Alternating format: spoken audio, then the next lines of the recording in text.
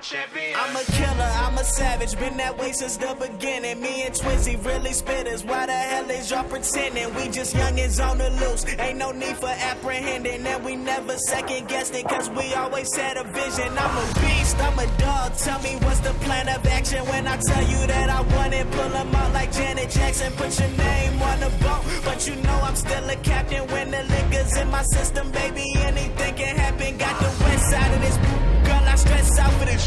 Got that cold blood in my veins like a reptile in this. Gotta make room for my team, don't get exiled in this. Trying to find Mr. Right and get you left out of this shit. Yeah. I've been trying to find my way back home. I've been riding down this road too long. Yeah, mama, I'm coming. I'ma keep running and running. I'm a champion. I'm a champion. I'm a champion. I'm a champion. I'ma keep running and running. I'm a champion.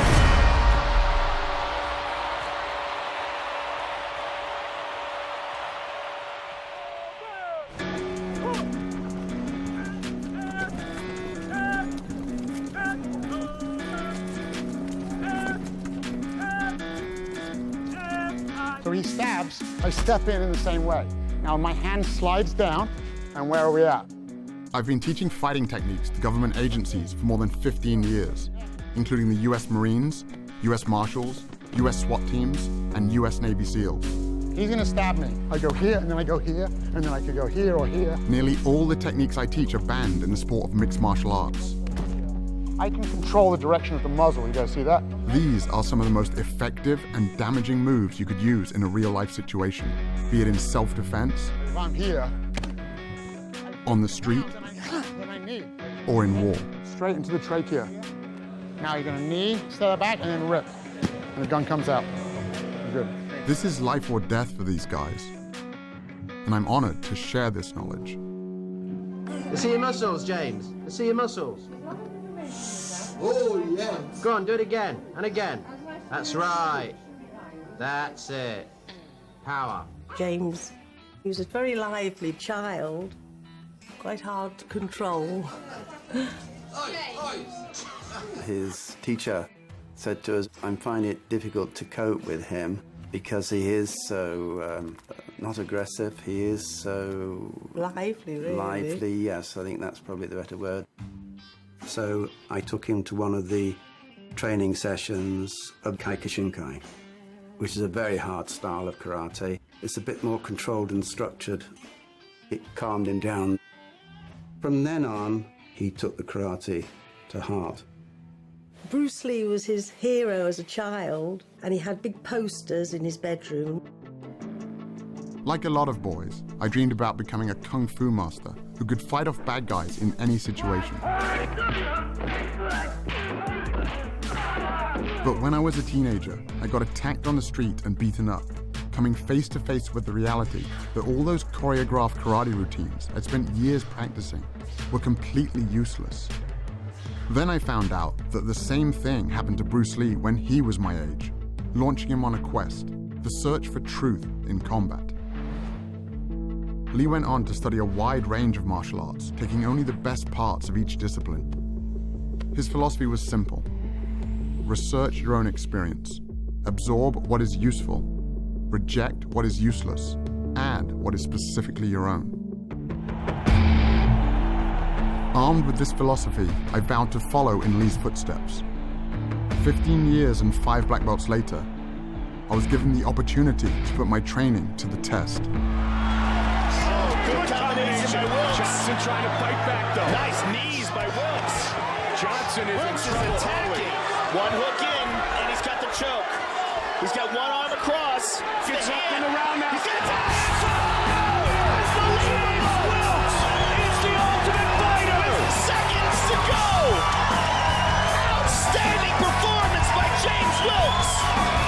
James Wilkes from Leicester, England, is the ultimate fighter. Then, I got injured. I was sparring with a future heavyweight champion and tore ligaments in both of my knees. unable to teach or train for at least 6 months. I spent more than 1,000 hours studying peer-reviewed science on recovery and nutrition, looking for any advantage I could find to get back on track as quickly as possible. That's when I stumbled across a study about the Roman gladiators. The gladiator graveyard from Ephesus is the only one with a significant number of individuals buried there. Archaeologists recovered the remains of at least 68 gladiators. There have been more than 5,000 bones analyzed for the study. We found in the cross-section of the bone very high bone mineral density, which indicated intense training and high-quality diet to build up strong muscles and strong bones. This diet gave the gladiators the nickname hordeari, which means beans and barley muncher. We know different food sources give different amounts of strontium in the bones. High strontium levels in vegetarians, low strontium levels in carnivores. If there is low strontium in the sample, the flame will stay blue. If there is high strontium levels, it will change from blue to red. The gladiators were predominantly vegetarian. This totally blew my mind. The gladiators were highly prized fighters who got the most advanced training and medical care in the Roman Empire. To think that the original professional fighters ate mainly plants went against everything I'd been taught about nutrition. And now, ladies and gentlemen, the one and only Superman. James, does Superman eat meat? Yes. He does? Yeah. Oh. Could you tell us what sort of foods you eat at tea time when you come home? Nearly the same as dinner, but egg and lamb chop. Do you think all the other children should eat those sort of foods? Yes. In order to get strong?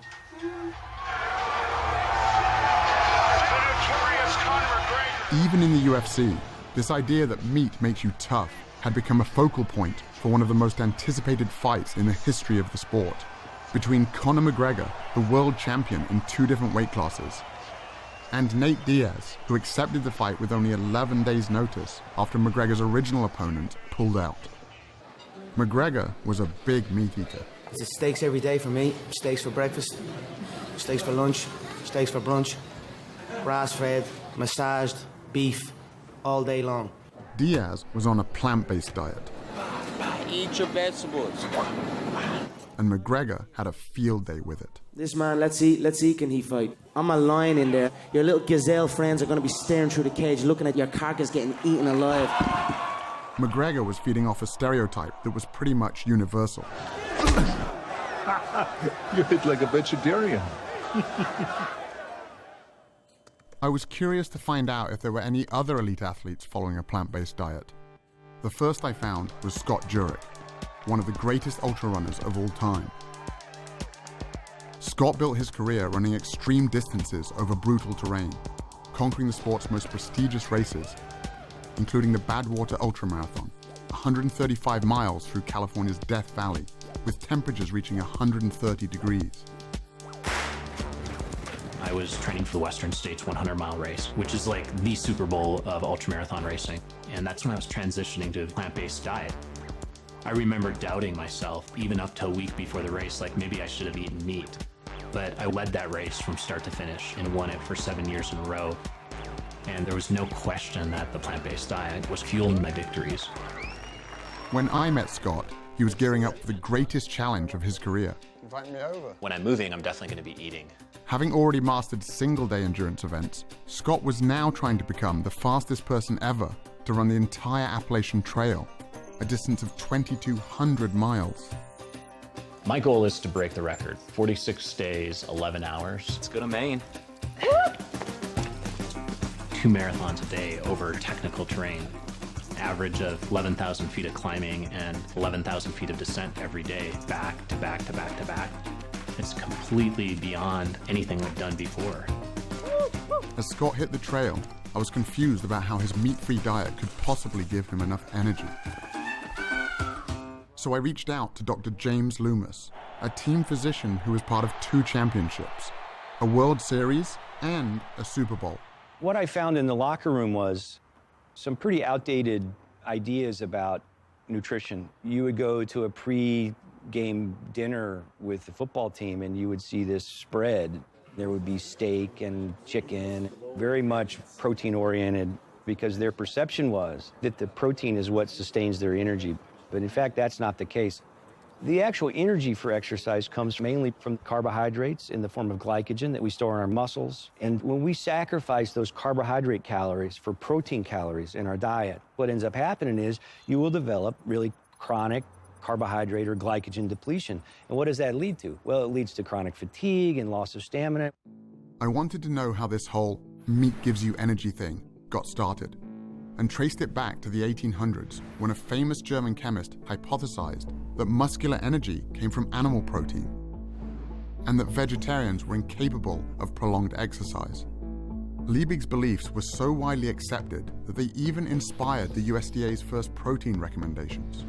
By the time science proved his theory false with the discovery that hardworking muscles run primarily on the carbohydrates found in plants, it was too late. People all around the world had already bought into Liebig's ideas about meat and energy. But not everyone was convinced. As early as 1908, plant-based athletes were starting to claim their first Olympic golds. Are you still sticking to your vegetarian diet, Mary? Very rigidly, yes. And do you find that's a benefit to you, do you? Greatly, or I wouldn't do it. Winning the gold medal. Lewis gets it, and it's a new world record as well.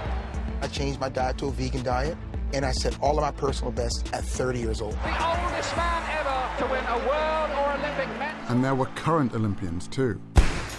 Morgan Mitchell is the two-time Australian 400-meter champion. Here comes Morgan Mitchell. This is very, very fast. It's tough, the 400, I won't lie. The first 200 is pure speed, and then the last 200, it shows who's got that speed endurance training in their legs. And obviously the last 50, you've just got to pray because lactic is hitting hard. You need to be able to hold that endurance. She also represented Australia at the 2016 Summer Olympics. A lot of people had doubted me when I first became vegan, but my energy levels increased incredibly. And my iron, my B12, everything that people said would become deficient were amazing. I thought, I'm going to make sure I'm beating them all on the track. I mean, we're all friends, but it was pretty cool to finish my Australian domestic season undefeated. And to win the Nationals was obviously that little cherry on top. Morgan Mitchell, she's tearing away from the field. There was also Dotsie Bausch, an 8-time USA national cycling champion and 2-time Pan American gold medalist.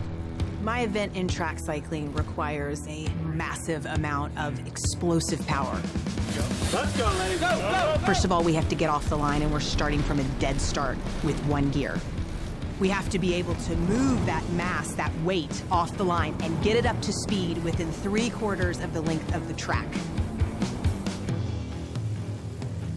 My training regimen involved 6 days a week, climbing mountains up and down for at least 4 and 5 hours a day, hard track sessions, and then big gym sessions. I grew up in Kentucky, so that's the land of casseroles and barbecue and meat. So when I transitioned over to an entirely plant-based diet, I wasn't sure if I was gonna survive. And I actually became like a machine. I got up from being able to move about 300 pounds on the inverted leg sled to moving 585 pounds, 60 reps, times 5 sets. To move that kind of weight, you need more than just energy. You also need strength. In other words, protein. I just couldn't believe that Dotsie, or anyone for that matter, could get enough protein eating only plants. I think one of the biggest misconceptions in sports nutrition is that we have to have animal protein, and in particular meat, to get big and strong and perform at a high level. That's just clearly not true. All that protein that you get when you eat a steak or a hamburger, where did it come from? It came from the plants that the cow ate. I was surprised to learn that all protein originates in plants. Cows, pigs, and chickens, it turns out, are just the middlemen. In fact, the largest study to compare the nutrient intake of meat eaters with plant eaters showed that the average plant eater not only gets enough protein, but 70% more than they need. Even meat eaters like me get roughly half of their protein from plants. But athletes need more protein than most people do. So I crunched the numbers from the study and realized that based on the amount of calories I was eating, I'd still be getting more than enough protein to build and maintain muscle. For example, 1 cup of cooked lentils or a peanut butter sandwich has about as much protein as 3 ounces of beef or 3 large eggs. But what about the quality of the protein? I'd always heard that plant-based protein was inferior. Proteins are strings of amino acids, and there are some amino acids our bodies can't make. Those are the essential amino acids. So we have to get them from food. And one of the arguments about animal-based proteins being superior is that plant-based proteins aren't complete, so you're not going to get all the amino acids, and that's a fallacy as well. Again, I was surprised to discover that every single plant contains all the essential amino acids in varying proportions.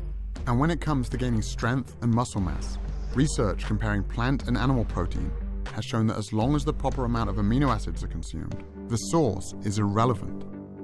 This all sounded great in theory, but all the athletes I'd met so far were pretty lean. If getting lots of protein without animal foods really wasn't an issue, where were all the big guys?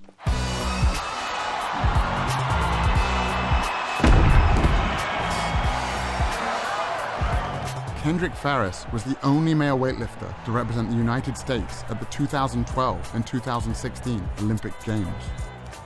Olympic-style weightlifting is going from the ground to overhead in 1 or 2 explosive movements, the most explosive movements that can be done.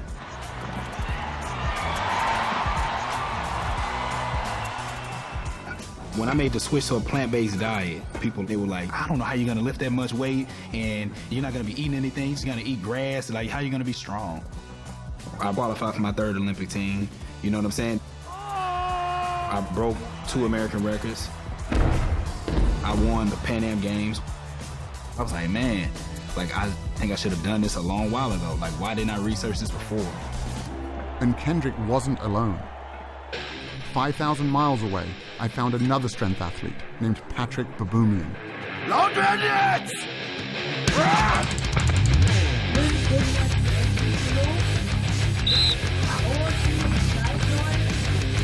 Patrick is one of the strongest men on the planet, with multiple world records, including the front hold, the keg lift, and the log lift.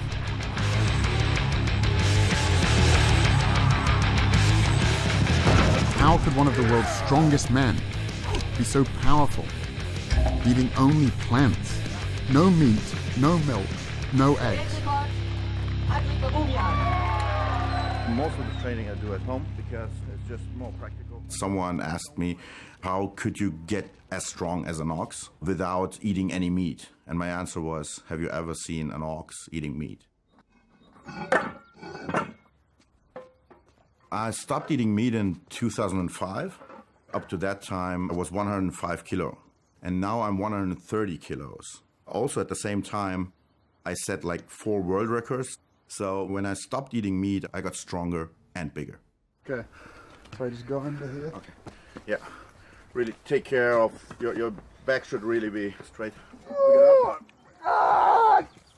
Get up. At 700 pounds, I could not move the yoke at all. It felt like it was bolted to the ground.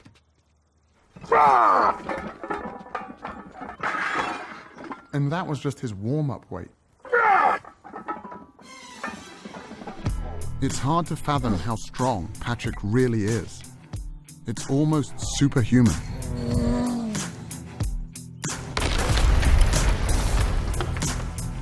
When I met Patrick, he was training to break the world record for the heaviest weight ever carried by a human being. To break that record, Patrick would have to carry 1,224 pounds.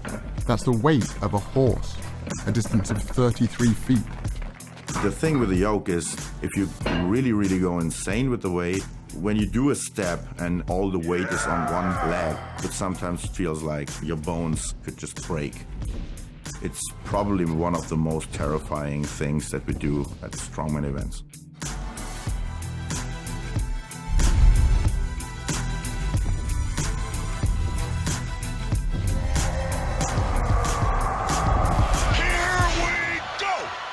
When Nate Diaz stepped into the cage to face Conor McGregor, the Vegas oddsmakers had Diaz as the 4-1 underdog. He caught him again with a again. Diaz trying to finish with a submission. He's got it. That's it. He's got the choke. Nate Diaz. He's out. He has done it. Nate Diaz beats Conor McGregor.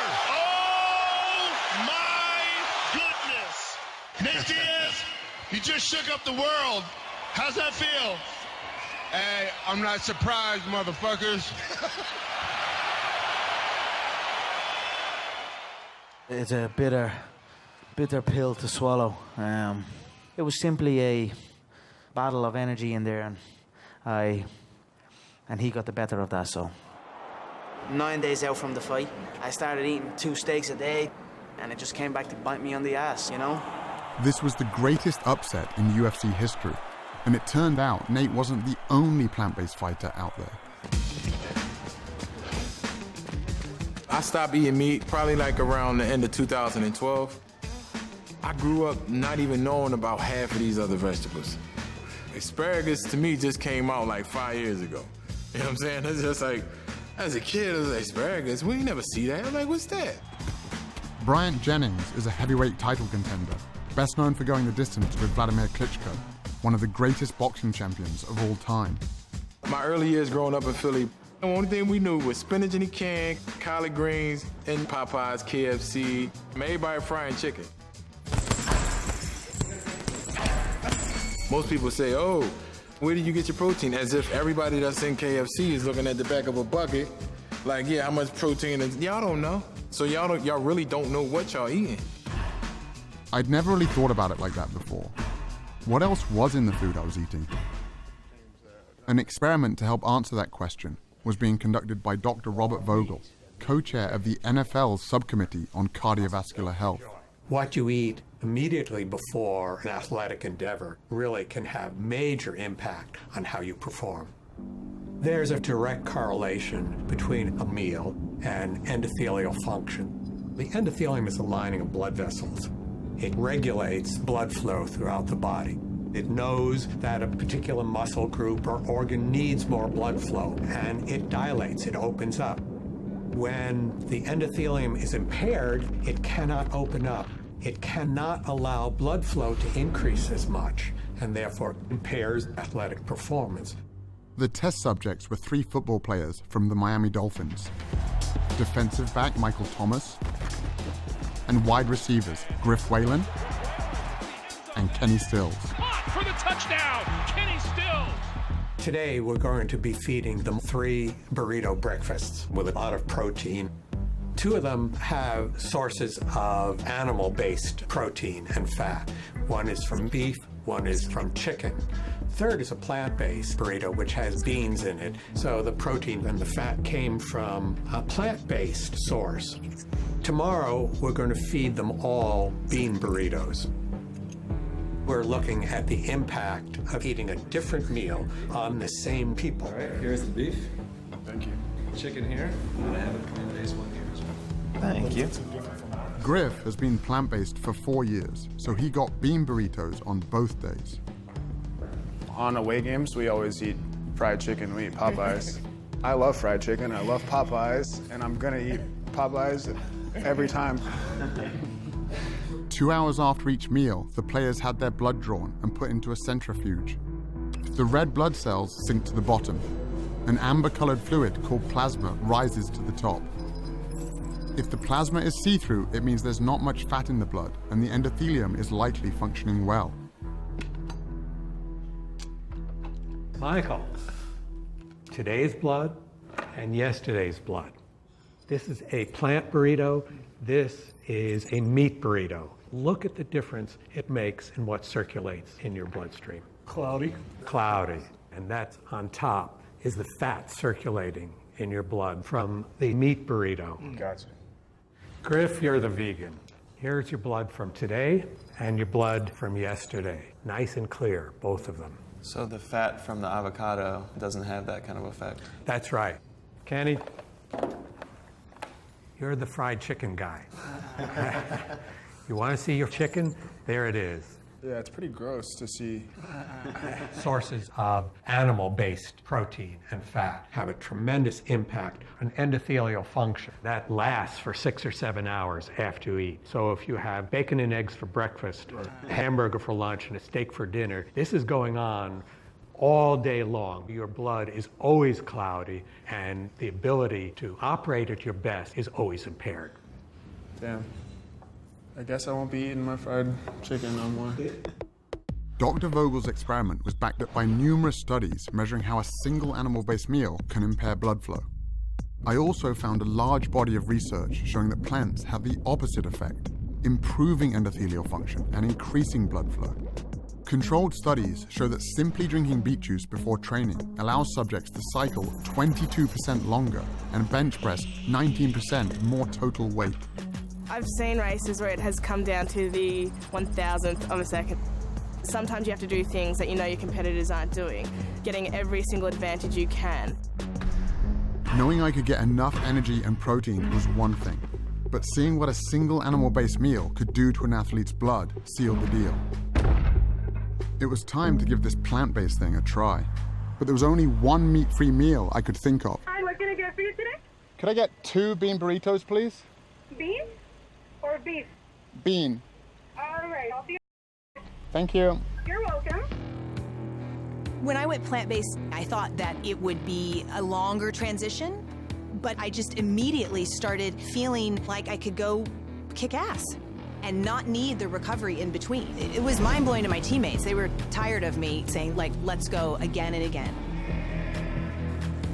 Recovery is the most essential element of an elite athlete's existence.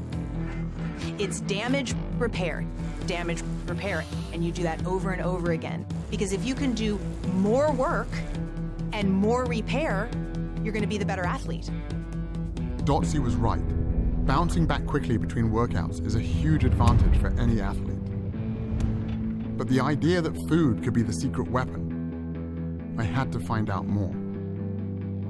Dr. Scott Stoll is a former Olympian and a team physician for the USA Olympic team. I work with professional athletes that are very interested in protein. Protein's important, but which package is your protein coming in is the better question to answer. The plant-based protein versus the animal protein, which package is going to help the body overcome inflammation and help the body to recover? In animal products, you're getting protein packaged with inflammatory molecules like Nu-5GC, endotoxins, and heme iron. When we consume animal products, it also changes the microbiome, the bacteria that live in our gut. And the bacterial species that have been shown to promote inflammation overgrow and begin to produce inflammatory mediators like TMAO. The study that showed that a single hamburger impairs blood flow also showed that it can increase measures of inflammation by 70%. In the arteries, inflammation reduces blood flow. In muscles and joints, it can increase soreness and delay recovery. In plant-based protein, you're getting protein that's packaged with antioxidants, phytochemicals, minerals, and vitamins that are going to reduce inflammation, optimize the microbiome, optimize blood supply, and optimize your body's performance. The antioxidants Dr. Stoll was talking about are found almost entirely in plants, which have, on average, 64 times the antioxidant content of animal foods. Even iceberg lettuce has more antioxidants than salmon or eggs. As a result, switching to a plant-based diet can help reduce measures of inflammation by 29% in just 3 weeks. I was about ready to retire, as I should have been, because I'm like 35 at that time. But I just kept getting better, and so they had to take me to the Olympics. We were complete underdogs as Team USA. In our semifinal ride against Australia, we were down by 1.7 seconds. No one's ever come back in team pursuit from a deficit that large. And we beat them on the line by 8/100ths of a second.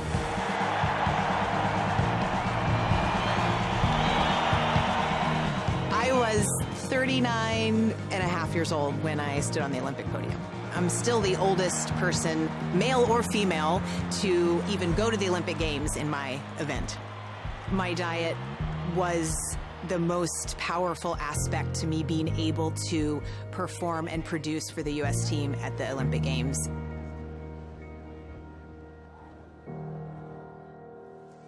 All of these athletes and their stories were impressive, but my goal from the beginning was to recover from actual injuries, like the damage I'd done to my knees. And he's down at the line of scrimmage in the arms of Derek Morgan. Derek Morgan had been on a similar journey. In the NFL, the injury rate is 100%. It's a violent game. Hit hard and goes down there. And so how you respond to injury and how quickly you heal from injury is important, because if you're not on the field, you're not helping the team. I was reading the research and seeing that a plant-based diet could be beneficial specifically for recovery. And so I started incorporating it, and I started seeing really good results with it. I was recovering better. I wasn't getting as sore. I was a lot less swollen. Basically, to confirm what I was feeling, I got my blood tested. 6 months after being on the diet, all of my markers were down, my blood pressure, my cholesterol. But the main thing I was looking at was the inflammation marker in your blood, and mine was almost obsolete. It wasn't there anymore. A whole food plant-based diet is going to optimize the growth of blood vessels into damaged tissue. It's going to lay down new tissue in tendons and muscles. It's going to stimulate their immune system to fight off infections. So almost at every level, eating the right foods is going to accelerate the healing process. 6 weeks into my personal plant-based experiment, I went to the gym to see if I could notice a difference. I wasn't able to spar or wrestle yet, so I decided to hit the battling ropes. At my gym, lasting 10 minutes on the ropes gets your name on the wall. Only a few people had ever hit 20 minutes. Even at the peak of my conditioning, the most I'd ever got was 8 minutes. James, keep it going. But on this day, I hit 10 minutes easily. Then I hit 20, 30. You're at 45 minutes. I thought, holy shit, I'm gonna do an hour. I went past the hour mark by about 1 minute and just thought, all right, that'll do. I can't believe you just did that, man. The only thing that had changed was my diet. I couldn't get going. That's yeah, the record, right? Yeah. Freaking hour. When I was growing up, the toughest guy in the world to me was my dad. He taught me the value of self-defense and was always there to help me when I got into trouble. But now, he was the one who needed help. You had a heart attack? Correct. Had you had much in the way of symptoms prior to this episode? No, never before. After my dad got out of the hospital following emergency heart surgery, we got on a Skype call with Dr. Caldwell Esselstyn, an internationally renowned heart disease researcher from the Cleveland Clinic. Always been, I think, very fit. So somewhat of a surprise. Well, no, not a surprise. In all of Western civilization, there is nothing more common than coronary artery heart disease. And that is because of the foods that most people eat every day. Do you happen to recall into which of your arteries did they place the stent? Was it into the left anterior descending or the right? After seeing how much a single animal-based meal can affect healthy young athletes, I couldn't help but wonder what a lifetime of these foods might have done to my father's heart. In all of our studies, we found the same thing. These same biological mechanisms that affect performance also affect our health. Chronic inflammation, oxidative stress, and endothelial function. When you eat animal products, you start to form plaques in the coronary arteries. Plaque formation in the arteries doesn't just limit the function of the arteries, it can also block the blood flow. And that's when the heart starts to have some real problems keeping up with the demands of the body. In terms of heart disease, oftentimes there's confusion. People think that, well, I don't eat red meat, so I'm okay. We know that it's more complicated than that. It's not just red meat. It's not just the fat. For nearly 50 years, we were told that the primary cause of heart disease was saturated fat and cholesterol, and that leaner meats, lower fat dairy products, and egg whites were the solution. But the research now shows that the other inflammatory compounds in animal foods, like those that can impair athletic recovery, also play a significant role in the development of heart disease. We're going to do a whole lot better by just getting rid of the animal products. And there are really good biochemical reasons for that. Heme iron is one of them, for example. Heme iron is from an animal source, right? So most commonly you think red meat, even though poultry have it, fish has it. They did a meta-analysis looking over 6 prospective dietary studies, over 130,000 patients, and they came to the conclusion that 1 milligram a day of heme iron is associated with a 27% increasing risk of coronary heart disease. To put that in perspective, an average hamburger patty has about 2 to 3 milligrams. And it isn't just the iron in animal foods that can cause problems. It's actually the animal protein itself. It's not just red meat, not just chicken, not just eggs, not just milk. It's the ingestion of any animal protein. At that moment in time, a process begins at a chemical level inside the body. When the protein found in animal foods is cooked, preserved, or even just digested by our gut bacteria, highly inflammatory compounds are formed that corrode our cardiovascular system. This helps explain why people who get all of their protein from plants reduce their risk of heart disease by 55%. It would also help explain why the only diet that has ever been shown to actually reverse heart disease is a plant-based one. What we found is that in the first month, there was improvement in blood flow and the heart began to pump blood more normally. After a year, even severely clogged coronary arteries became measurably less clogged, and even more improvement after 5 years. But in the randomized control group, who were doing just what their doctors told them to do at the time, less red meat, more fish and chicken, little exercise and so on, their arteries got more clogged after 1 year and even more clogged after 5 years. While all of this sounded promising, my dad didn't just need to get better, he needed to get better fast. The stents in his heart were only a temporary solution. He could have another heart attack at any moment. I found some hope at a firehouse in Brooklyn, where Dr. Esselstyn's son Rip, a former firefighter and professional triathlete, was launching some of New York's bravest on a powerful new program. What's the #1 killer of firefighters in the line of duty? Heart attacks. 67% of firefighters who perish from the line of duty die of heart attacks. So this right here, that is what we call a healthy artery. The blood can flow through this huge opening here, and this is what happens after decades on the meat and dairy diet. Okay? If you guys have been eating this way, I want you to take the 7-day rescue challenge. We bought you guys plant-based groceries. I want you to give yourselves the chance to see what your internal biochemistry does in just 7 days. My cholesterol is elevated. My LDLs are always very high. The same job that I was doing like 10 years ago without an effort, without taking an effort. Despite working out all week, playing sports, my cholesterol's high and growing by about 10, 15 points every year for the last 5 or 6 years. I realized a couple salads a week, it doesn't really cut it. I got 2 kids, so hopefully I'll feel better, have more energy, and add some years to my life.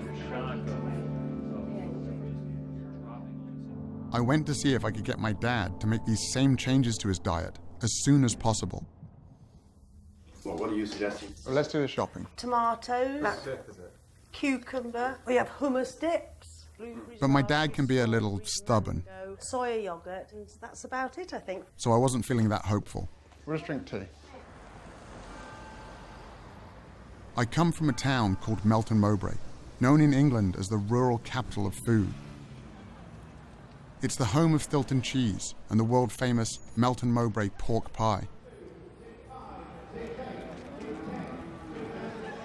The pace of change here is very slow. And my dad, like most of us, is a product of where he grew up. I just couldn't imagine someone as set in his ways as my father making such a big switch. On the top there, worth another 20 quid. Here's 50 quid a lot. Until I got home and went back to the gym. You push me. Oh, here. I've spent years working out with Lucius Smith, He was a cornerback in the NFL, has a black belt in jiu-jitsu, and was my strength and conditioning coach. That's it. More arms. I told Lou about the research I'd been doing and what happened to my dad. And he'd never mentioned this before, and he said, I've been on a plant-based diet for almost 10 years. Lou is 60 years old, not far off my father's age. Most guys my age can keep up with the grandchildren. My grandchildren can't keep up with me. When I went from an animal-based diet to a plant-based diet, my blood pressure went down to like 110/70. My heart rate, sometimes it's been under 50, like 48, 47. I'm more focused, I'm more relaxed, and I noticed that I have a lot more energy because of the plant-based diet. Come on, man, come on. People in their 20s, they come in here. We do a workout. I sustain the workout a lot easier than they do. We can come in here and do 800. Listen to what I just said. 800 kettlebell swings and snatches in one workout. They can't make it. I'm not kidding you. They can't hang, man, I'm telling you. They can't hang. There was another guy my dad's age who had also made a big change. I ate a lot of meat. I ate my 10, 15 eggs a day. And, I had my 250 grams of protein a day because I weighed 250 pounds. One and only Arnold Schwarzenegger. But as I got older and as I started reading up on it, I recognized the fact that you really don't have to get your protein from meat or from animals, as far as that goes. So we start going more in a direction of a vegetarian kind of a diet. Now we're doing it the right way, with the right spices, all of a sudden, I love it much more than the meat. And, the cholesterol went down to around 109. It was the lowest that it ever was in my entire life, at almost 69. What we eat has a major impact on our health and our well-being in every way we can measure. People who eat a diet that's high in animal protein have a 75% increased risk of premature death from all causes, and a 400% to 500% increased risk of death from most forms of cancer, prostate, breast, colon cancer, as well as type 2 diabetes. The amino acids that come from animal sources tend to make our cells rev up and multiply faster. For example, there is accumulating evidence that high consumption of proteins from dairy sources is related to a higher risk of prostate cancer. That chain of cancer causation actually seems pretty clear. Cancer has been linked to other animal foods as well. Research funded by the National Cancer Institute found that vegetarians who add 1 or more servings per week of white meat like chicken or fish more than triple their risk of colon cancer. So it's not one set of dietary guidelines for improving your performance as an athlete, another one for reversing heart disease, a different one for reversing diabetes, a different one for reversing prostate cancer. It's the same for all of them. As groundbreaking as all of this nutritional science was, I also found it really confusing. How could meat be so bad for us if that's what our ancestors were supposedly built to eat? When we think about the diet of early humans, we're often drawn to thinking about meat, but plant foods were more important than the archaeological record gives credit for. The food that could be relied on wherever you were was the plant food. The popular perception of what early humans ate dates back to the 1930s and 1940s, when there was some amazing finds of early human ancestors. Animal bones and tools that very much look like they may have been used to butcher and maim those animals. So very early on, we had this notion that meat had a disproportionately larger role in the diet of early human ancestors than it actually did. The bias in the archaeological record toward stone and bone preservation over things like plants has led to a very skewed view. If we look at deep time, bones and stone tools preserve very well, but plants decay very rapidly. What's exciting, though, is in the last decade, we've started to realize microscopic fossils of plants do preserve quite well. And so we're revisiting some of these earlier Paleolithic sites and finding abundant evidence of plants. Advanced technologies, like those used to analyze the gladiator bones, have allowed scientists to take a closer look at the tools, bones, and teeth of our ancestors, leading to the discovery that early humans ate mostly plants. And the reason for this is actually quite simple. Humans do not have any specialized genetic, anatomical, or physiological adaptations to meat consumption. By contrast, we have many adaptations to plant consumption. We have longer digestive tracts than do carnivores, and this allows humans to digest plants and fibers that require longer processing time. We also lack the ability to produce our own vitamin C. Vitamin C is found in plants, so the fact that we cannot make our own indicates just how reliant upon plants we actually are. This is why we have trichromatic vision. This is very different from carnivores, which have dichromatic vision. We can see more colors, and this is very important, especially if you need to find fresh, ripe fruit. We have a brain that just is desperate for glucose. It's such a fussy organ. That's the only thing it really takes in for energy. Well, meat's not a very good source of glucose. To have a big brain like this, you need to eat something different. And the most efficient way to get glucose is to eat carbohydrates. But what about our teeth? Aren't they proof that we're built to eat meat? In primates, you might think canine teeth are associated with a diet of meat, but they're not. In gorillas, when males want to intimidate other males, they will show the length of their formidable canines. On the other hand, carnivores have distinctive teeth, and they're shaped like scissor blades. They simply shred the meat off and they swallow. Compare that to the teeth of a human being, square and low cusped for crushing and grinding tough plant tissues. Right there in your own mouth is the best evidence we have for a diet that could not have been meat. If you just got placed in some ancestral environment, the best thing you could be equipped with is not a very sharp spear. The most important thing you could be equipped with is knowledge of which plants you can eat. Suddenly it all made sense. The reason an animal-based diet isn't good for us is because our bodies aren't built for it. It's simply the wrong type of fuel. The only thing that didn't really fit was B12, an important vitamin that everyone kept warning me you could only get from animal foods. It turns out that B12 isn't made by animals after all. It's made by bacteria that these animals consume in the soil and water. Just like with protein, animals are only the middlemen. Before industrial farming, farm animals and humans could get B12 by eating traces of dirt on plant foods or by drinking water from rivers or streams. But now, because pesticides, antibiotics, and chlorine kill the bacteria that produce this vitamin, even farm animals have to be given B12 supplements. And up to 39% of people tested, including meat eaters, are low in B12. As a result, the best way for humans to get enough B12, whether they eat animal foods or not, is simply to take a supplement. When I caught up with Scott a full month into his 2,200-mile trek, he had fallen well behind record pace. Not even a week into the journey, I developed a quadricep tear. I had to start thinking, okay, how am I going to get through this? There are no rest days when you're setting a speed record on the Appalachian Trail. I needed to recover while I was still pushing my body to the brink, waking up the next day and the next day after that and doing the same thing. I really had to trust in my training and trust in my nutrition to help me get up each morning at 4:30 and put another 50 miles in.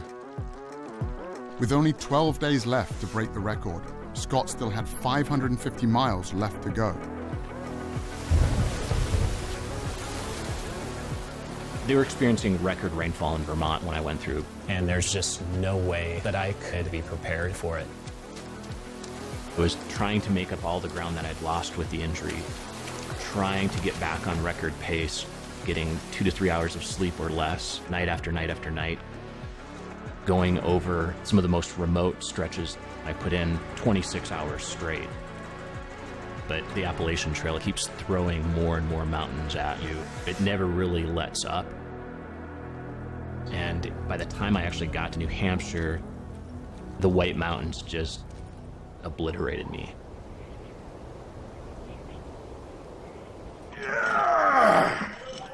With less than 2 weeks remaining, Patrick continued training for his world record attempt to carry more weight than anyone in history. I started lifting weights when I was 14 years old because I was kind of wimpy and small in that time. And I wanted to be some kind of hero. able to help if something happened. This is my mom and dad. When I was 4 years old, my dad, my mom, and my little sister, she was 6 months old, they were in a car accident. And only my mom survived the accident. So when I was young, I had these fantasies of being super strong, and if someone got trapped, being able to help them get out.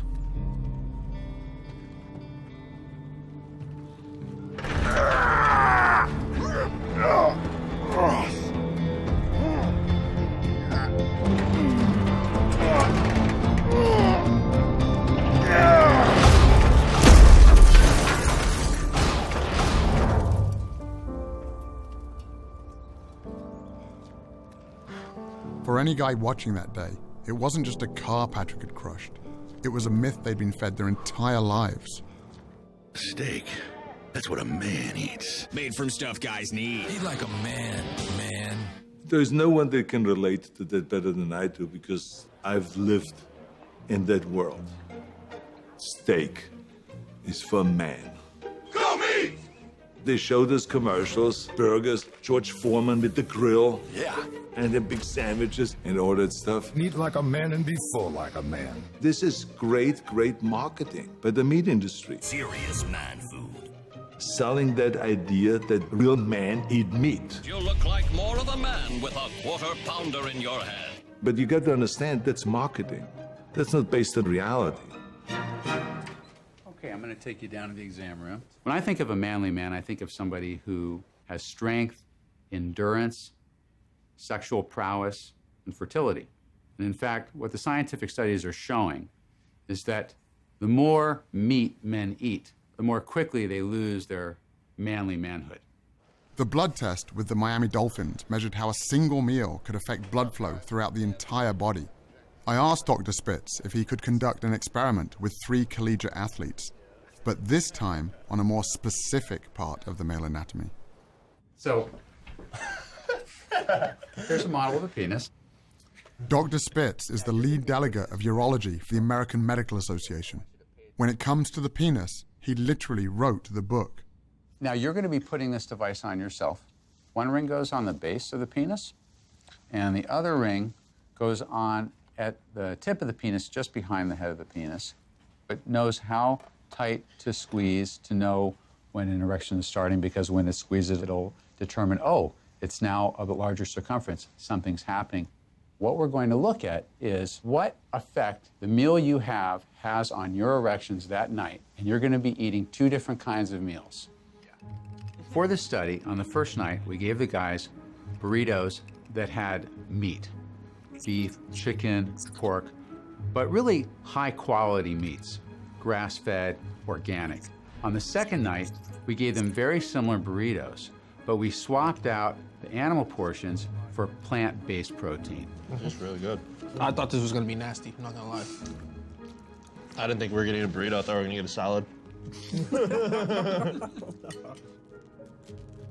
This study is going to take advantage of a natural function that occurs in men when they sleep. Men's bodies create erections, and this occurs throughout the night while the subject is asleep. Once an erection happens, this device can sense it, and a printout is generated of how firm the erection was, how long it lasted, and how many of them there were, to see if we can see a physical effect on erections as a result of what they just ate for dinner. This is where we take a look at the results. So Mason, I'm going to give you your results first. Let you take those out. Okay. The bigger the circumference, the harder the erection. And so you'll notice that that first circle, which is the meat meal, is not as big a circle, it's not as hard an erection as that second circle, the vegan meal. Now let's look at the second sheet. The second sheet is a accumulation of how many erections and for how long you had over the course of the night. So that first stubby graph is really, it's not the size of your penis. I'm struggling. It's not the size of your penis. It's how many minutes throughout the night you had erections. Wow. Blake, let's take a look at your results. Okay? Hold composure. And look, again, like Mason, you were more erect after the plant-based diet than the meat-based diet. Okay, how about how often you had erections? Wow.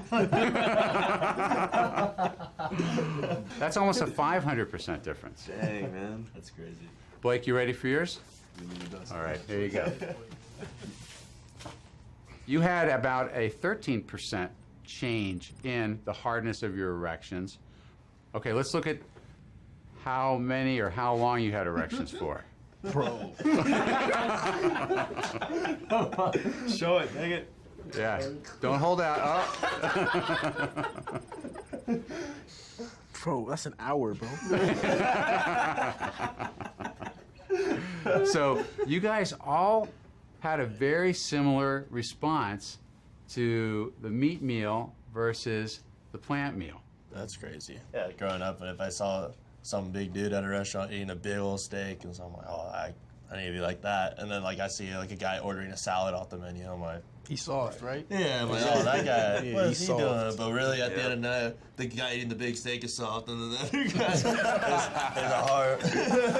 So when you take your date out on Valentine's Day, where are you going to take them to eat? To the veggie grill, son. Okay, the veggie. Now, this is not a scientifically validated study, but the results that we're seeing are very exciting. I think this is going to wake a lot of people up. I think it's going to wake up people who have penises, and I think it's going to wake up people who like people who have penises. While all this talk about erections was interesting, it also made me wonder about hormones, specifically testosterone. I've never eaten a piece of meat in my entire life, and I've never had an issue with testosterone. I've gotten blood tests, and all my levels are right where they need to be, and clearly I don't have any trouble building muscle. Studies comparing men who eat animal foods with men who don't have consistently demonstrated no difference in testosterone levels. I found this hard to believe, since plant-based diets often include soy products, which I'd always been told were loaded with estrogen. I post a lot of my food, and if it includes any type of soy products, out of 100 comments, you've got 20 to 30 of them saying, hey, well, I heard that soy raises estrogen levels. Well, that's not the case. Soy, it turns out, contains phytoestrogens, compounds that look like estrogens but can actually have the opposite effect, blocking some of our body's estrogen receptors and preventing real dietary sources of estrogen from taking hold. The foods that contain real estrogens are animal foods, like chicken, eggs, and dairy, which can have a significant impact on our hormone levels. Simply drinking cow's milk can increase a man's estrogen levels by 26% in just 1 hour, while dropping their testosterone levels by 18%. Another hormone strongly connected to diet is cortisol, a stress hormone linked to reduced muscle mass and increased body fat. Research has shown that people who replace animal foods with high-carbohydrate plant foods experience an average drop in cortisol levels of 27%. This is what I always heard, like, you can't go lean, you can't go shredded vegan because you have so much carbs. But I'm standing here in the best shape of my life, easy. I already knew that processed carbs, like white flour and sugar, can lead to weight gain. But what I didn't realize is that unprocessed carbohydrates like oats, bananas, and sweet potatoes are associated with decreased body fat. An 8-week weight training trial also found that those consuming a normal amount of carbs gained 2.9 pounds of muscle mass, while those in the low-carb group actually lost muscle. A typical bodybuilding diet is a very low-carb diet. So these guys that haven't had a carb in 2 weeks, they're walking around like zombies. I'm backstage eating all the carbs that I want. They're like, how are you eating that right now when you look this shredded?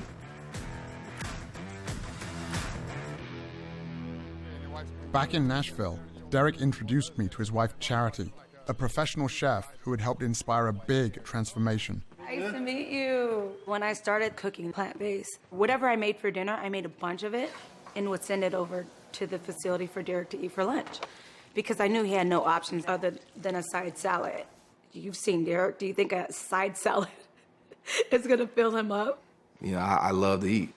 In the beginning, I was like, I got to psych myself out to say I don't care about flavor anymore. It wasn't really a sacrifice. She was still cooking, you know, mac and cheese and chicken wings, just plant-based. It's taking that love that you have for food and just changing it over to better ingredients. And so I brought it into the cafeteria, and I had teammates coming up to me. Guys were taking jabs and cracking their jokes. At the end of the day, the reason why I was doing it was to become a better player, which inevitably is going to help the team. Players started looking over like, okay, that smells good.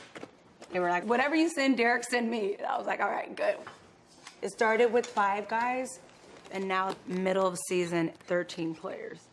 I never intended this to be a business at all.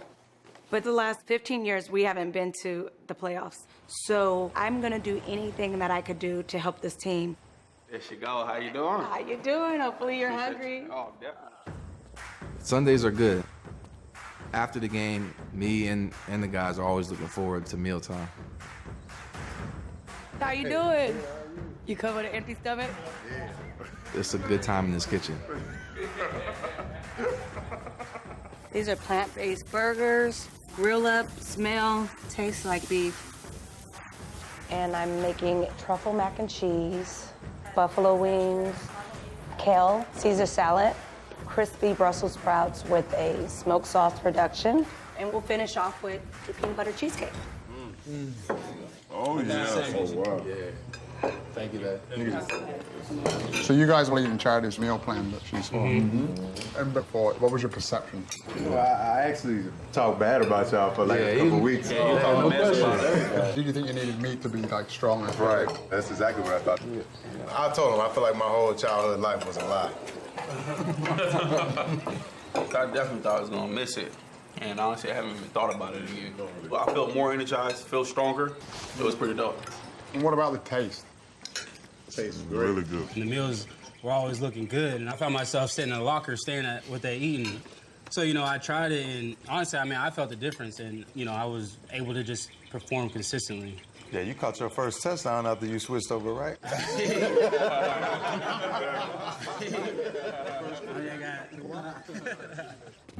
6 months into my new diet, my strength, endurance, and recovery were better than ever. My dad's health was on the mend. Even my wife and kids were on board. But I was also pissed off. Why didn't everyone know about this? And then I remembered my grandfather, who died of heart failure at the age of 63 after more than 4 decades of smoking. A paratrooper in World War II, he got hooked on cigarettes during a time when young people like him were being sold the idea that smoking was actually good for you. Babe Ruth, idol of millions. To sell this idea, the tobacco industry turned to famous athletes, the ultimate symbols of fitness and health. After a game, Carl Furillo of the Dodgers looks for a mild cigarette, a Camel, of course. But right around the time Babe Ruth died from throat cancer in his early 50s, the scientific evidence was starting to stack up, so a new marketing plan was required. According to this nationwide survey, more doctors smoke Camels than any other cigarette. For years, the tobacco industry said that their cigarettes did not cause cancer. And they trotted out their own paid researchers to come out with statements to confuse the issue. Despite their efforts, cigarette ads were eventually banned from sports broadcasting, just in time for another big industry to step up to the plate and start playing the same game. What's in the bag? Big Mac? Play for it. With a new generation of athletes, including me. But it wasn't long before the evidence against animal foods started stacking up as well.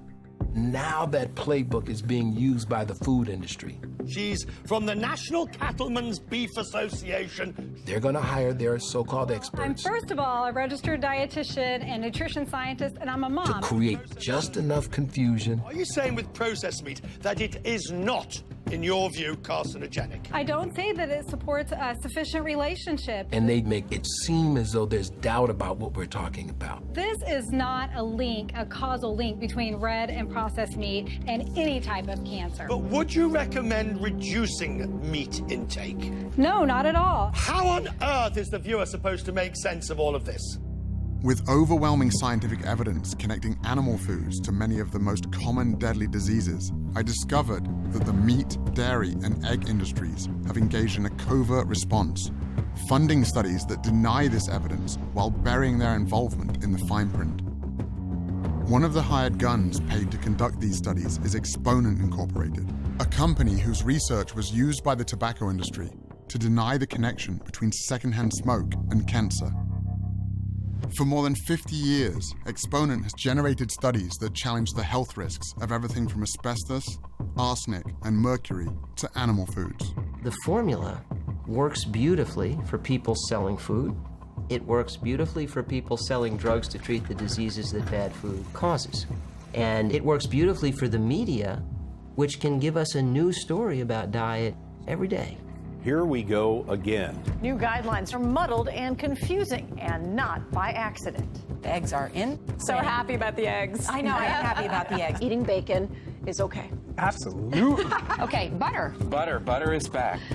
But despite the appearance in our media of confusion, there is massive global consensus about the fundamentals of a health-promoting diet, and it's a diet that every time, no matter whether it's high in fat or low in fat, higher in carbs, lower in carbs, in every population, every kind of research, it's a plant food predominant diet. Every time. Just when I thought I'd uncovered every dark secret of the animal foods industry, I got invited to train a paramilitary group in Zimbabwe with a special mission. Okay, so just be very careful, guys. Stay on the rocks. Yeah. So these guys are now listed as critically endangered. There's only about 5,000 of them left on the planet. They're basically being hunted to extinction because of the value of their horn. Around $40,000 a pound.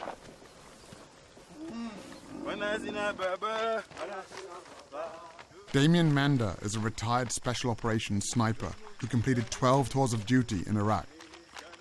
He's also the founder of the International Anti-Poaching Foundation. Poacher maybe have an axe or a knife, so trying to disarm them. Yeah. So, he's going to thrust with the knife. Here. We are the SEAL Team 6 of conservation. We're the guys that go in and stop the hemorrhaging. Okay. Yeah, I'll stick to my AK-47. You stick to that. I lived every young boy's dream. Jumping out of choppers, blowing shit up, stuff that most kids can only dream of doing on a PlayStation. I came to Africa because I was looking for the next 6 months adventure. I saw a bull elephant that had had its face cut off. Tusks that had been taken. The whole elephant sitting there dead because some guy wants to have a tusk on his desk. What sort of ambush is this called?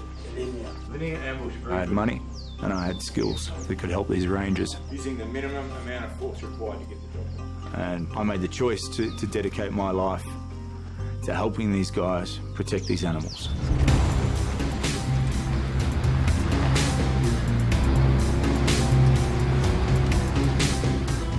After making that choice, though, I started to realise that every day I was going out on patrol and protecting one animal and coming home at night and putting another animal on the fire. And I knew I was full of shit. I created this flexible morality that was convenient for me, because if you don't eat meat, you're some sort of vegan that shrivels up into a string bean. In my mind, I justified it. There's enough cows on the planet, they're not going to go extinct. But the longer I thought about it, the more I started to accept what I already knew. The easiest way to protect other animals is just not to put them in your mouth. This whole fantasy that we need meat to get our protein, it's actually bullshit. I mean, look at a gorilla. A gorilla will fuck you up in 2 seconds. What does a gorilla eat? I just do the same things as these big grey things out here that we're trying to protect, elephant and rhino. I just stick to plants. The rangers that we support patrol 5 million acres of wilderness, protecting these endangered species. But the actual biggest threat we have is the meat industry and the land that they are continually taking away from what we have left of these natural wilderness areas. Inch by inch, yard by yard, mile by mile.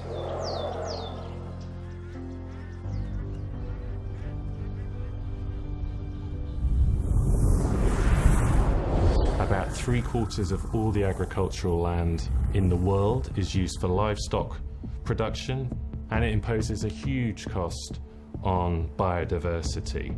And what is the single biggest source of habitat destruction? It's the livestock sector. Meat, dairy, egg, and fish farming use 83% of the world's farmland, yet provide only 18% of the world's calories. The reason livestock require so much land is because, once again, animals are just the middlemen, consuming, on average, 6 times more protein than they produce. With more than 70 billion animals consumed globally each year, growing animal feed requires vast amounts of land, making it one of the leading drivers of deforestation. It also requires huge amounts of water. Meat plays a disproportionately large role in causing this overuse of fresh water. 25% of the rivers in the world no longer reach the ocean because we're taking out so much water to produce animal feed. Water has been fed into the grain that's been fed to the cattle. The cattle's being made into beef. One hamburger is 2,400 litres of embedded water. That's a heck of a lot of water. All told, more than a quarter of humanity's fresh water consumption goes to produce animal foods. And it's not just water depletion that's an issue, it's also water pollution. In the United States, for example, farm animals produce nearly 50 times more waste per year than its entire human population, polluting rivers, lakes, and groundwater all across the country. The livestock sector is responsible for 15% of global man-made emissions. So to put that in perspective, that's about the same as all the emissions from all the forms of transport in the world, all the planes, trains, cars, vans, and ships, all added up. Agriculture is not only the biggest culprit threatening the future for humanity on Earth, it is also the biggest and most important silver bullet to a solution. In the US, where meat consumption is 3 times the global average, shifting away from an animal-based diet would reduce agricultural emissions by up to 73% and save 1 million litres of water per person per year. Globally, this shift would free up a total area of land the size of Africa, taking pressure off many of the world's most endangered ecosystems and species. The message is overwhelming, both for public health and environmental reasons. The more plants you can eat and the less meat and dairy you can consume, the better. After learning how much is at stake if we don't change the way we eat, I went back to Brooklyn to find some hope.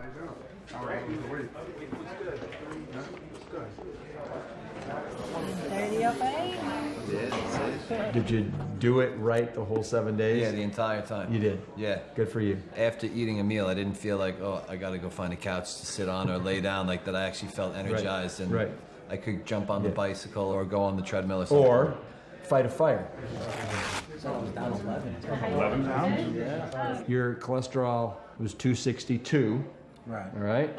Which is elevated, much higher than we want to be. Today, 176. Wow. Almost 100 points, huh? That's fantastic. Yeah. Thank you. On your blood pressure, you dropped 16 Wow, that's on your really good. systolic and 2 on your diastolic, so you're now 130/82 as opposed to 146/84. Fantastic. A little bump there. Yeah. Your cholesterol was 276. I mean, you know that that's super elevated, right? Yeah, they were freaking out. They were freaking out. At the doctor's office. You know what? They should be freaking out now because today it was 169. Whoa, now you're talking. 169. You dropped 107 points, my man. That's amazing. Here's what we got. After 7 days, the cholesterol average drop was 21 points. The average weight loss was 6.12 pounds. You guys, instead of having arteries that looked like this here, right?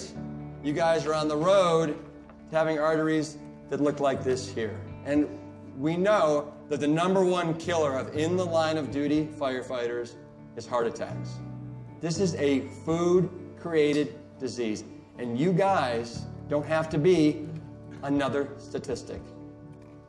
My doctor wanted to put me on a statin, and I kind of looked at it like that was like cheating, like an easy way out, and there has to be a healthier, more long-term alternative.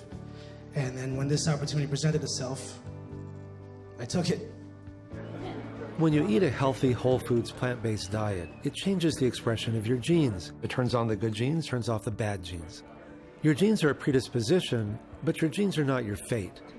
And even if your mother and your father and aunts and uncles all died of diabetes, cancer, even heart disease, it doesn't mean that you need to. Once I get to here, I'm going to come up and I'm going to drop my head on his face. With help from my new diet, I've fully recovered from my injuries and am back to teaching self-defense.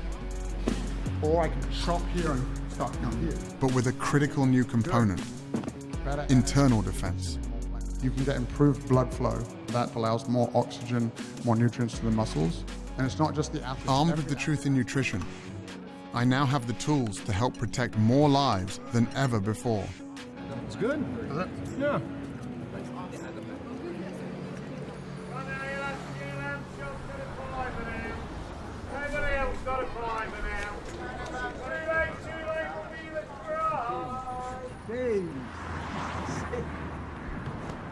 How are you feeling now? Very good. The figure that I read, it was 85% likelihood of your first attack, and that kills you. That's a high percentage, which makes me feel very blessed. Happy birthday, dear Pops. Happy birthday to you. Thank you. We've gone down the vegan route, and we now have soya milk. Marsha makes sure I have my vegetables. Insists on it now. How old are you? 71.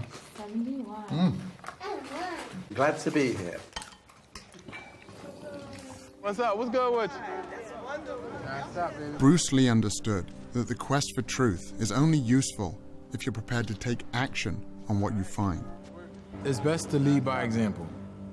Most people say, oh, I just can't become vegan. I said, you're right. It's a process to it. I'll give you guys some vegan chocolates. People have this idea in their head that if they're going to do something, it's an all or nothing approach, and that's not the case at all. If you go to people and say, you must stop eating meat, they will say, fuck you. Who the fuck are you to tell me how to eat? But if you explain it, say, hey, why don't you try once a week? Just chill it with the meat. 50 years ago, no one talked about, hey, maybe you should just get your protein from vegetables. But now, there's many, many athletes, professional athletes in all kinds of different sports that have done extremely well staying away from animal foods. Lewis Hamilton wins the German Grand Prix! We all want to feel great.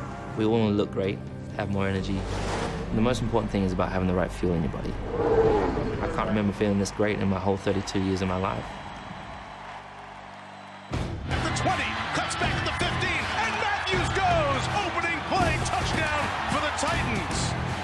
And I don't ever remember a comeback like this. This is unreal. This was our best season in the last 15 years. Sack, that was Orakpo and Derek Morgan. And we had about 14 guys on plant-based diets. Jarrell Casey, Brian Orakpo. Bright spot in this game was this Titans defense.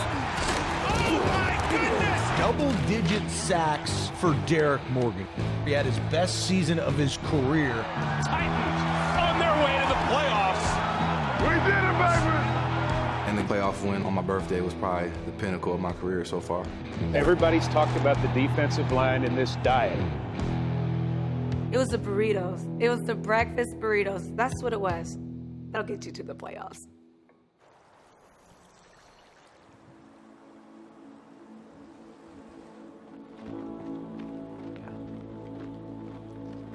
By the time Scott reached Mount Katahdin, word of his perseverance was bringing people out in droves.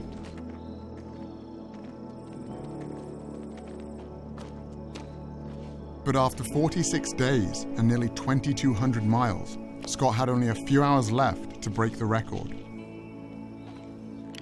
This will be the heaviest weight that anyone has ever carried on their shoulders. Patrick will be attempting 555 kilos, which is 1,224 pounds. This is an official Guinness World Record.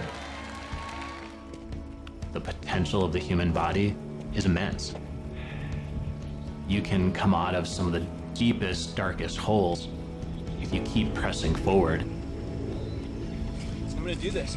Woo!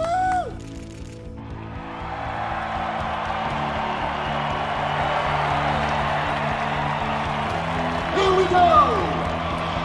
World record in hand! Scott Jurek is one of the world's most accomplished ultra-marathoners. His latest quest, the Appalachian Trail. It takes most hikers 5 to 7 months. Jurek did it in 46 days, 8 hours, and 7 minutes. 3 hours faster than the previous record.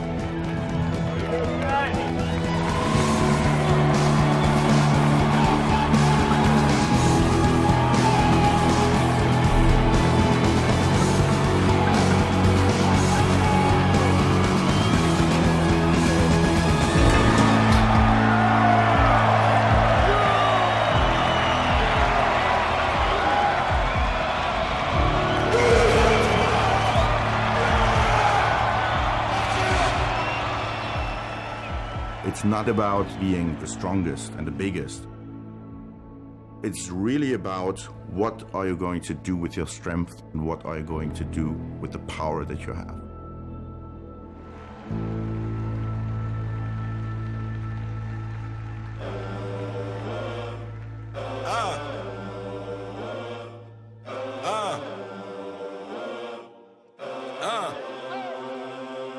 I'm in it just to rewrite history, cause I'm in the mood to label us the leaders of the new school. This ain't for the radio, can't find this on YouTube. This the type of killing that these critics ain't used to.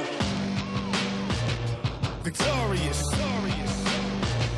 victorious. I basically start my day with a big smoothie. Some greens in it, like kale or spinach, some pea protein. Pancakes really at the top, because I like breakfast food anytime. Like, it's no wrong time to have that.